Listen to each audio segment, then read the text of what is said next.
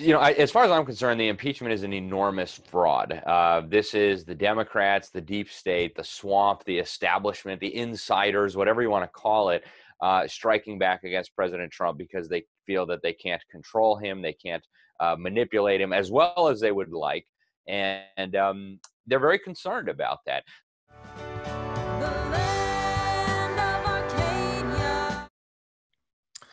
Hello there, my friends. Chris Marcus here with you for Arcadia Economics, and excited to have a good friend of mine who's doing great things in the world. In fact, I'd say for anyone who watches this political circus and disaster, catastrophe that's going on every day and wonders what can I do about it, or are there some good people out there? Well, fortunately, Alex Newman, foreign correspondent for the New American, kind enough to join me again on the show. So Alex, before we dig into the politics and helping make some sense of what's going on out there, how is everything going with you today? Doing fantastic. Thank you very much for having me on, Chris. It's great to be with you again, and thank you for what you're doing. Well, I appreciate that. I appreciate all that you're doing. And fortunately, I think this is a good thing. I've managed to avoid, I get the Wall Street Journal headlines every time Nancy Pelosi talks about Trump doing this or Trump talks about them doing that. Although I think for the folks who are wondering what is actually going on with this impeachment, Ukraine, can you break it down and what is actually happening here? Yeah, so, as far as I'm concerned, the impeachment is an enormous fraud. This is the Democrats, the deep state, the swamp, the establishment, the insiders, whatever you want to call it, striking back against President Trump because they feel that they can't control him, they can't manipulate him as well as they would like, and they're very concerned about that. So, the Ukraine fiasco is just a pretext. They tried first with the Russia collusion, and that blew up in their faces. They all looked like idiots afterwards. And actually, Roger Stone had told me they were going to do this long before they did. I did an interview at his house with him shortly after Trump became the president. He said, look, they're going to do everything they can to get this guy out of there. First, they'll use the Russia collusion hoax. If that doesn't work, they're going to call him crazy. Shortly after he said that, they actually started calling him crazy and said we need to remove him under the 25th Amendment. And then he said Plan C would be just outright assassinating him. We can hope and pray that that does not come about. It seems like their chosen strategy now is to try this impeachment scam based on Ukraine. But even here, there's a lot of mines just waiting to be stepped on by the Democrats. I was actually in Ukraine last year. It's an extremely corrupt country, a very poor country. And it seems like George Soros and a lot of the Democrats, including, of course, Hunter Biden, were using Ukraine as kind of like a personal ATM machine, right? The U.S. government would send a boatload of money over there under the guise of foreign aid and military aid. Soros was banging the war drums. We got to send them more military money. And then the Democrats would just kind of cash it out as needed, right? Hunter Biden could sit on a board of Burisma Holdings and make $50,000 a month to do nothing, right? Really sweet gig if you're the Democrats and if you can get it. And then Trump said, well, wait a minute here. Is this really a good idea? Maybe we ought to investigate some of the corruption over there. Maybe Ukrainian prosecutors ought to see what has been going on with this. Maybe the investigation that Biden managed to get quashed into Burisma Holdings, where his son was working, maybe there was something to that. So maybe we ought to ask him to take a look again. And so now the Democrats are seizing on a totally legitimate conversation. In fact, I think Trump didn't go hard enough. I would have said, hey, I understand Biden squashed an investigation of the company that his son was getting $50,000 a month from sitting on the board and doing nothing. Maybe you guys should take a look at that so we make sure our taxpayer dollars are going not into the pockets of corrupt Democrats, but to the intended purpose for which they were sent. And now the Democrats freaked out. So I think, again, this will blow up in their face as well. But there's just so many skeletons and so many closets that need to come out. I hope some of them will come out during impeachment. Speaking with Rand Paul a couple weekends ago in St. Louis at the gathering of Eagles, I asked him, about the impeachment and the USMCA, and what he said was, "Hey, if we can do this witness thing, this may work out very much in our favor." I know a lot of the Republicans don't want to do the witnesses, but he said, "Hey, we can call Hunter Biden to the stand and ask him some questions, right? We need to know all these things." So, very, very interesting times, Chris, and hopefully some good will come out of this. Yeah, and I guess my next question, how much of what we're presented with is real versus I find there's this pattern so many of the things that I see from mainstream media where it's often a distraction to cover up what's going on over here. And can you separate what's real and what might be getting pushed through on the backside that we're not told about? Yeah, that's an excellent point. And, I almost consider the media, when they're not lying, they're hyping stories that really don't matter, right? And you see this all the time. They'll spend months hyperventilating about non-stories to keep us distracted from what's really going on. And part of this is the impeachment thing. The American people, by and large, don't care. Pretty much people know he's not going to be impeached, right? I mean, even if they could round up a few Republican senators, rhinos, and there's plenty of rhinos in there that would stab Trump in the back if they thought they could, even if they can round up a few, the chance that Trump is going to get convicted in the Senate is pretty much zero, right? It's not going to happen. And so Americans are not paying attention to this, and yet the media is endlessly hyping it. But what happened while the media was endlessly hyping impeachment that nobody's really talking about except in the alternative media? Well, they got the USMCA approved, right? And the USMCA is bad news for many, many reasons. And notice how quietly it happened, right? I follow the Google News just to kind of get a sense of what the fake media is talking about. And nowhere in the top stories, in fact, nowhere on the homepage of Google News was USMCA listed. And this thing is huge. It's absolutely an earth-shattering story. I mean, what happened here is the Democrats managed to stick 600 pages of garbage into an agreement that was already a monstrosity, organized by globalists, flies in the face of all America First things, and then they got Trump to sign it while everybody else was distracted with this impeachment thing. So big things happen, and the media doesn't focus on those. Instead, they let the big things happen quietly in the background where our freedoms are being eviscerated, our sovereignty is being eviscerated. Meanwhile, they keep us all at each other's throats about things that don't matter, that aren't even really big news stories, that aren't going to come anything like this impeachment. And it's very dangerous, and they've managed now to get the American people worked up into a tizzy, foaming at the mouth. It's a very dangerous situation we're in. And I tell people, don't waste your time watching the alternative media. Watch shows like this one. Go to thenewamerican.com. We'll focus on the stories that really do matter, and let the bobbleheads, the morons on CNN that like to laugh at us for being so stupid, let them do that and have nobody to watch them. So. Yeah, I was going through the airport a week or two ago, and sometimes I see CNN on there, and it's like it may as well be a fiction movie at this point, and yet fascinating that it's still presented as truth, which again, why I appreciate what you do. Along the lines of what you were saying, something I've been confused about, I think perhaps others out there as well, where over the years, I've wondered if Democrats and Republicans, two wings of the larger deep state, where, like you said, keeps people fighting against each other, creating a lot of that dark energy. So now Trump on the Republican side, yet I don't know if you would consider him a true Republican. I mean, so when we think about the Republican Party, is there part of these guys that are, really more of the globalist deep state agenda, some to Trump, or how would you, are there three groups we're looking at here, or how would you phrase that? Yeah, that's an excellent question, Chris. Thank you for asking it. And I think the establishment in both parties is completely controlled. There's functionally no difference aside from the rhetoric. Yes, when they go home and campaign for re-election, they'll say the things that conservatives want to hear. Oh, we're going to reduce taxes. We're going to protect your gun rights. We're going to defend U.S. sovereignty, all the rest of it. But they don't mean it. Paul Ryan is I think, just a perfect example of this. A guy who will tell you what you want to hear when it's time for re-election, but then we'll go to Washington, D.C. and stick a knife right in your back, keep funding Planned Parenthood, keep growing the deficit, keep expanding government spending. I mean, he's a total, complete fraud. And that is the Republican establishment. Now, I don't think Trump fits into that mold, but he's got a lot of people around him who do. Yeah. And I think this USMCA is a really good example of that. Trump said publicly, and people loved it, he was going to stop globalism. He wasn't going to do any more of these multilateral free trade agreements that surrender our sovereignty. He said we could do bilateral agreements. Great idea, right? Absolutely excellent idea. And unfortunately, here we have deep state swamp creatures like Robert Lighthizer, the U.S. Trade Representative, who's a member of the Council on Foreign Relations. We have deep state swamp creatures like Nancy Pelosi, who are involved in crafting these monstrosities and then selling them to the American people as something that Trump produced. And, you don't have to take my word for these things. So we've had a lot of very prominent people talk about this, people within this machinery and without. So let me give you two examples.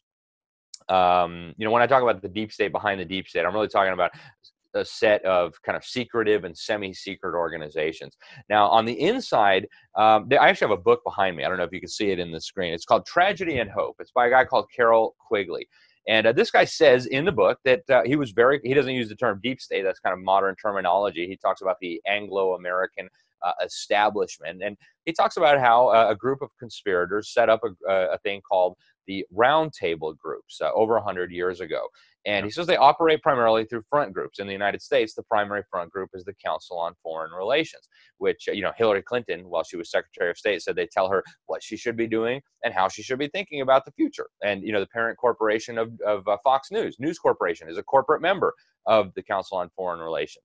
Robert Lighthizer, who did the U.S. Trade Representative, Dick Cheney, I call him Darth Vader, also a member of the Council on Foreign Relations, bragged in a public speech to them about how he didn't tell that to voters back home in Wyoming when he was running for re-election. And so this guy, in this book, he talks about the way that the elites manipulate the public. He says, in rhetoric, the two parties can be different, but as far as policy goes, the two parties should be almost identical. And these are his words, so that at any election, the American people can throw the rascals out without leading to any profound shifts in policy. Now, if that doesn't sound familiar, you haven't been paying attention to the political system in the United States, right? We throw the rascals out. What happens? Absolutely nothing. Trump is really, in my lifetime, the first one who has broken the mold. And, I'll be the first to say, I think the deep state has suckered him on a few issues, most recently this USMCA. I hope he'll turn around and smash that. But, by and large, Trump really has been the first one to kind of not be a part of this two-party uni-party, if you will. And then from the outside, you had a guy called Anthony Sutton. I've also got his book behind me. He's done several amazing books, but one of the books he did was about the Skull and Bones Society at Yale. Now, this is a society where George W. Bush and John Kerry, in the 2004 election, you had a choice between Skull and Bones candidate A and Skull and Bones candidate B. It's a secret society, very, very secret, very, very elite. And at first, Anthony Sutton was like, I'm not really concerned about the Skull and Bones. Then our mutual friend Charlotte Iserbyt, who served as a senior advisor on education policy in the Reagan administration, her dad and her grandpa were both members. And so when they passed away, she ended up with all their papers from the secret society and said, oh, my goodness, passed them to Anthony Sutton, and he decided this was important enough to write a book. And what he said is, the way they manipulate, the way they get away with what they do is not to control one side of the debate. They got to control both sides of the debate. So you have a left and a right, and they're allowed to have this kind of conflict, and then the synthesis is what they wanted all along. So the 2004 election, I think, was a perfect example of that. You have Bush on the right, Kerry on the left. They argue, and then no matter what happens, the elites win. And I think that's what we're dealing with our two-party system. I mean, they are at the highest levels, completely controlled. But I do think, I'm convinced, and I know a lot of people disagree with me on this. I think Trump is part of this, or at least has been intimidated or bought off or something. I don't believe that. But I believe Trump is, one of the first real outsiders, certainly in my lifetime. He's the first Republican president not to have gone to the Bohemian Grove since the early 1900s. The Bohemian Grove, another one of these secretive organizations, outfits out in Northern California. All the elites come together and they do all kinds of bizarre things. And Trump's not a part of that. So. Here. Yeah, I guess along those lines, something I've thought about, because I've heard, since early on when Trump got in, that he was duking it out with the deep state, which... What I've wondered is that if I were in that position, we keep hearing, I haven't seen Anthony Weiner's laptop or what's on the Clinton email servers or what Julian Assange has on WikiLeaks, yet without getting into the details, I mean, I hear we're not talking about Nancy Pelosi front running a bill and then, trading on it and then saying Visa or MasterCard does this or that, like they mentioned on that 60 Minutes episode a couple decades ago, I guess it was now. But I mean, stuff that kind of, like you said, Bohemian Grove, and again, we'll let people look elsewhere than here today to get into the details, but stuff that's beyond stealing a little money here or there, even what you mentioned in Ukraine before. And I've wondered at some point if he's really pressed into a corner, again, probably one of his greatest skills is that he's a great salesman. We remember The Apprentice and everyone's like cheering and if he's pushed in an impeachment trial, and again, you mentioned that it doesn't seem like there's much of a chance it goes through, but I've always wondered if that's the weapon and whether he might use that where it's like, all right, you want to push things. Yeah, here's what's actually been going on. Here's the evidence, which is so, at least as I heard, it was so shocking. Some of the things that these establishment guys are alleged to be involved in. Is that something that you think we might see, especially with him running for the election this year? We heard him talk about, how Clinton started ISIS, which, if you look through the CIA connections and all these things, actually makes a little more sense than most people would think on initial glimpse. So long-winded question done. Any thoughts on that one? Yeah, I believe that Trump knows a lot of these things. In fact, I know Trump knows a lot of these things. He said them publicly. You mentioned that he pointed out that Obama and Hillary had created ISIS. Absolutely the truth, right? We have smoking gun documents proving it. On the campaign trail in 2016, he was talking about how a gold-backed currency would be so much better than this fiat monstrosity that we have that allows the Federal Reserve to manipulate the economy by manipulating interest rates and juicing the stock market and all that. So he knows these things. He talked about the international bankers that Hillary Clinton was working with, seeking to undermine American sovereignty and create a world government. He talked about how they use these free trade agreements to undermine our sovereignty and hollow out our economy. This isn't even really free trade. It's managed trade designed to dismantle the United States of America and dismantle our ability to govern ourselves. So Trump knows these things, and he's known about them for a long time. He actually comes from a really interesting background, Chris. Not a lot of people know this. Roger Stone told me that his dad was very deeply involved in the John Birch Society in the early years. He was one of the funders and promoters and a good friend of Robert Welch, the founder of the JBS. Later, his personal attorney, Roy Cohn, actually worked very, very closely with the head of the John Birch Society, Congressman Larry McDonald of Georgia, who unfortunately was murdered by the Soviets in the 80s. They shot down his airplane. But he had created what was called the Western Goals Foundation. This was kind of like a private intelligence agency that was doing the work that the government should have been doing, but that subversives and communists and traitors in the courts had prevented, which was identifying Soviet infiltration, communist infiltration into our institutions. And he was working with leaders from federal law enforcement, state law enforcement, local law enforcement to get this information, compile it all in where it needed to be. Also working with intelligence agencies in Europe, working with very senior people in the military. And Roy Cohn, who was Trump's personal attorney for 2 decades, his mentor, actually served on the board of the Western Goals Foundation with Larry McDonald. And these connections kind of continue all the way up to today. His chief of staff, Mick Mulvaney, was actually the keynote speaker at the John Birch Society's 2016 dinner shortly before, that was back when Mulvaney was a congressman, but it was shortly before he was nominated to run the Office of Management and Budget, which is a very, very powerful position in the executive branch of the federal government. So Trump has good people around him. He knows a lot of these things. He's known about them for a long time. He loves America. And, I don't see eye to eye with him on any policy. And, there's probably no two people in the universe that would see eye to eye on every policy. But I think his heart's in the right place. I think he knows a lot more than he's letting on. And I think and I hope that we will be seeing more of that in the months ahead. And I think if he gets a second term, the gloves will be off and we'll really start seeing some progress. I mean, he's done a lot of good things in this first term, no doubt about it. And some things that I disagree with, but he's kept us out of the wars like he promised, despite, people like John Bolton, who I was warning about even before Trump appointed him, a snake. Right now, everybody knows, oh, wow, you guys were right. He really was a snake, a globalist, a Council on Foreign Relations member. So I have high hopes that good things will happen. But it's also a dangerous time, Chris. You know that, and the deep state is very unhappy about it. I think that's why we're seeing this whole impeachment circus. And Trump is on thin ice. And I don't envy the guy. I mean, imagine just being totally surrounded by hostile forces that want to destroy you. How he's managed to last this long is, frankly, I think, amazing. Yeah, it's going to be interesting, especially now in the election year. And curious, you kind of answered this, but how do you see the impeachment thing playing out? Even aside from, it doesn't seem likely he's impeached, but any other theatrics or just anything you see happening going forward? Well, I think the Democrats are hoping that this will weaken him and it'll help kind of make his presidency seem illegitimate. Like, well, yeah, he did all those things, but, he got impeached. And so then he'll be written off in the history books as kind of a lunatic aberration that never should have happened. And the American people were wise enough to fight back. But if you go back and you listen to the media for the last 3 years, how many times have we heard, oh, now it's over. Now it's the beginning of the end. Now the Trump administration has imploded. Now the rats are leaving the ship, the sinking ship. How many times have we heard that? Now, it's not to say they didn't make good progress, right? They took down 3 of his closest people. They took down Paul Manafort. They took down General Flynn, who was supposed to be the national security advisor. Great, great man, who's fighting back now, by the way. And they took down Roger Stone. I mean, these are 3 people who were instrumental in the developments that we've seen. And, if they can, I think they'll keep doing that. They want to intimidate and terrorize anybody who will support the president.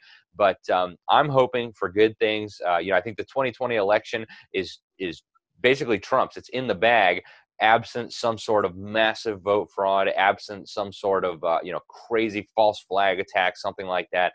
I think he's got this, and I think he's outsmarted them many times before. So again, I have all these concerns, but I think the impeachment circus will end up working in his favor. To the average American out there, they're like, wait, you impeached him for asking that there be an investigation into corruption before we sent billions more dollars to Democrat cronies? That doesn't make sense to the American people. And yeah, John Bolton is a snake and he stabbed him in the back just like we said he would. But ultimately, I think this will benefit the president. I think it'll make him stronger. And hopefully he will do the right thing, fire some of these advisors, win the 2020 election, and start really, really, taking off the gloves, draining the swamp, removing these deep state swamp creatures from their perches, and restoring America, really making America great again in a true sense.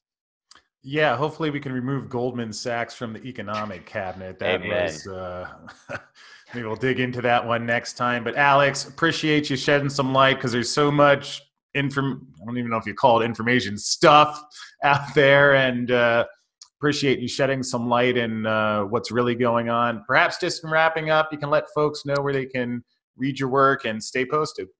Hey, thank you so much for having me on, Chris. It's always a pleasure. Best place to read my work is thenewamerican.com, or you can subscribe to the printed magazine, which, in my opinion, is even better than the website. Be very cheap.